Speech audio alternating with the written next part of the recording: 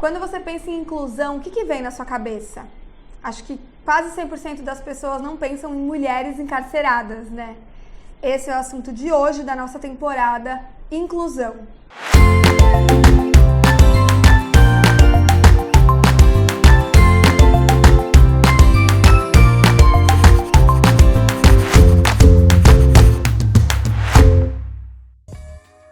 Eu tô aqui com a Isabela Laranoá, mais conhecida como Mulheres Encarceradas no Instagram. Inclusive, se você ainda não segue ela, tá aí uma coisa que tem que fazer agora. Vai lá no perfil dela, que é sensacional. Oi, Isa, obrigada. Pra quem não conhece, a Isa, ela é advogada, ela é mestre em Direito, ela é referência no assunto quando o assunto é mulher encarcerada, mulher que está dentro da prisão, que tem uma pena, e não só isso. Que eu quis chamar a Isa aqui pro Conectando, porque a gente está falando de inclusão, e aí você fala, tá bom, Bianca, mas você vai trazer o assunto de mulher encarcerada para falar de inclusão?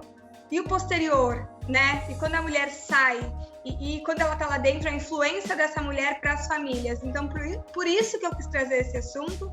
Obrigada, Isa, por ter aceitado esse convite. E eu queria que você falasse um pouquinho mais de você, quem você é, para quem não te conhece. Oi, gente. Oi, Bi. Tô muito feliz de estar aqui com você. Primeiro, queria te parabenizar pelo seu trabalho. Já te falei isso em outras oportunidades. Acho muito importante, muito necessário o que você tem feito, né? Então, mais uma vez, te parabenizo por isso. E meu nome é Isabela Laranoá, eu sou advogada, sou professora, sou pesquisadora sobre encarceramento feminino, sou coordenadora atualmente de uma pós-graduação em Direitos das Mulheres. E agora eu vou lançar o meu livro, que é fruto da minha dissertação do mestrado. E aí eu tô falando aqui o nome pela primeira vez para vocês, que chama Reflexões sobre Encarceramento Feminino no Brasil. Ai, tô muito ansiosa! Eu quero meu com dedicatória. Óbvio! E é justamente fazer com que as pessoas possam conhecer essa realidade e que elas fiquem indignadas diante do que acontece no âmbito do sistema prisional feminino. E é isso que você faz aqui no Conectando Extremos, né? Isa, o perfil da mulher presa hoje no Brasil é jovem, mãe solteira, afrodescendente e, na maioria dos casos, ela é condenada por envolvimento com tráfico de drogas, ou seja, nunca são normalmente delitos tão graves. A gente tem no Brasil um levantamento de dados das pessoas que estão presas e, no caso das mulheres, chama Infopem Mulheres. E lá aparece uma série de dados em relação às mulheres presas. Faixa etária, o nível de escolaridade, se são mães ou não, e o tipo de crime que elas praticaram. E os crimes de corrupção, por exemplo, os crimes contra a ordem tributária, eles sequer aparecem nesse levantamento. Ou seja, a prisão, ela serve exclusivamente para punir as pessoas pobres, pretas e periféricas do nosso país. Ou seja, tirar essas pessoas de circulação, colocar elas dentro do cárcere e fingir que elas não existem. E claro, essa prática faz parte do que a gente chama de necropolítica. E falando isso de forma bem simples, significa dizer que o Estado decide quais são as vidas que merecem proteção e quais são as vidas que se morrerem não vai fazer a menor diferença. É o que acontece. E tem um estudo que fala, e eu quero que você me fale se é verdade ou não, que a maioria delas prefere ficar numa cadeia pior para ficar perto da família. De certa forma, eu me preocupo um pouco com essas pesquisas que demonstram isso, porque para mim nenhuma prisão no Brasil é boa. Todas as prisões no Brasil são ilegais. A gente tem uma lei de execução penal que traz uma série de requisitos que as prisões precisam cumprir para respeitarem a dignidade humana, e todos os requisitos praticamente são descumpridos. Então, todas as prisões no Brasil são horríveis e são uma máquina de moer pobre. Mas, o que acontece? Embora a taxa de encarceramento feminino tenha aumentado nos últimos anos, muito mais do que a taxa de homens presos, ainda assim a quantidade de prisões femininas é inferior em relação aos homens. Então acontece que esses presídios femininos acabam ficando em lugares distantes da casa onde essa mulher que está em situação de prisão agora morava. E muitas vezes a quebra de vínculo com essas crianças acaba atrapalhando o desenvolvimento de uma maneira que a sociedade não consegue nem mensurar. A gente hoje, inclusive, já tem uma lei que garante para algumas mulheres que são mães e são a única referência da criança que essa penalidade seja mudada para prisão domiciliar, para elas poderem fazer o acompanhamento dos filhos da primeira infância. Esse foi um avanço da lei da primeira infância e eu queria que você falasse um pouco sobre isso. As pessoas que praticaram crimes devem ser punidas, Mas essa punição não pode recair, por exemplo, em relação a outras pessoas, em relação aos familiares das pessoas que praticaram crimes. E quando a gente está falando de mulheres que são mães, isso acontece. Por quê? Porque no ordenamento jurídico brasileiro, ele garante que as mulheres possam ficar com seus filhos na prisão pelo menos durante os 6 primeiros meses de vida, para que esses bebês possam ser amamentados. E aí, quando passa esse prazo, muitas vezes esse prazo mínimo previsto na lei é utilizado como prazo máximo, então passa os 6 meses, esse bebê sai da prisão e muitas vezes ele acaba sendo de forma ilegal adotado por outros familiares e essa mãe que está em situação de prisão nunca mais tem notícias dele.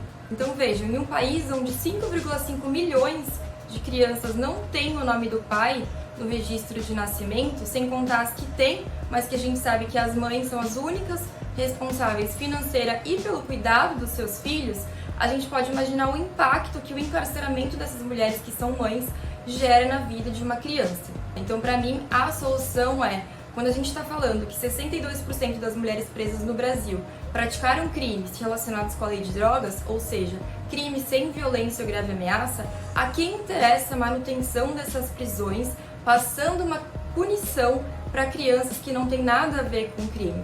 Por que a gente não libera essa mulher para que ela fique em prisão domiciliar e consiga exercer a sua maternidade, consiga cuidar dessa criança e dessa forma a gente não pune, não responsabiliza um bebê ou uma criança de 5 anos de idade por algo que ela sequer tem noção do que está acontecendo. No mais, eu sou professora de Estatuto da Criança e Adolescente e você é conselheira tutelar e eu me constranjo de dizer que existe no ECA o princípio da proteção integral. Porque será que essa lei é aplicável a todas as crianças, todos os adolescentes do nosso país ou ela também é seletiva? Por que é que a gente não está preocupada em conversar, em saber sobre a realidade, em melhorar a vida dos filhos das mulheres em situação de prisão? E pensando em inclusão, Isa, a gente tem essa questão da exclusão da sociedade, quando homens e mulheres, mas as mulheres têm uma questão toda envolvida por causa do machismo, dessa exclusão quando ela já cumpriu a sua pena e aí ela vai para a sociedade e mesmo assim ela tem dificuldade de voltar para o mercado de trabalho, de voltar para o seio familiar.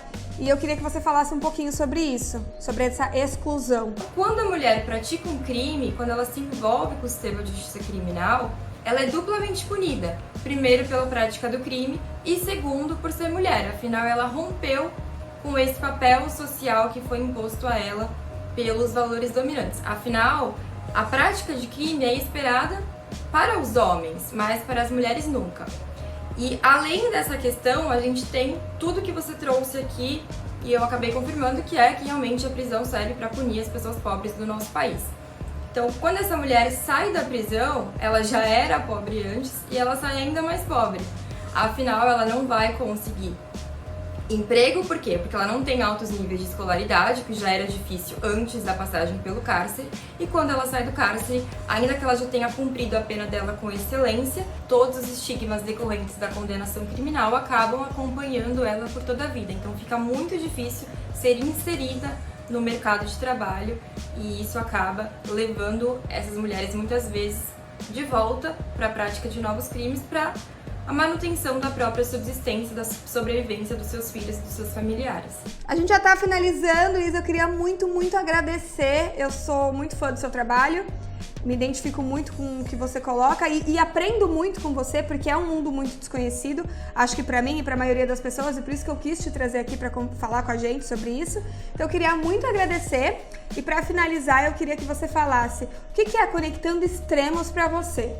Quando você me fez essa pergunta, eu lembrei do que eu já tinha te falado no WhatsApp um dia desses, que eu tenho achado muito positivo o seu posicionamento no Instagram, porque a gente está numa fase tão difícil no nosso país e muitas vezes as redes sociais acabam sendo um desserviço. Então, quando você se posiciona, quando você traz esses assuntos importantes, isso faz toda a diferença e você mostra para as pessoas que te seguem uma outra história que elas jamais teriam contato se não fosse através do Instagram.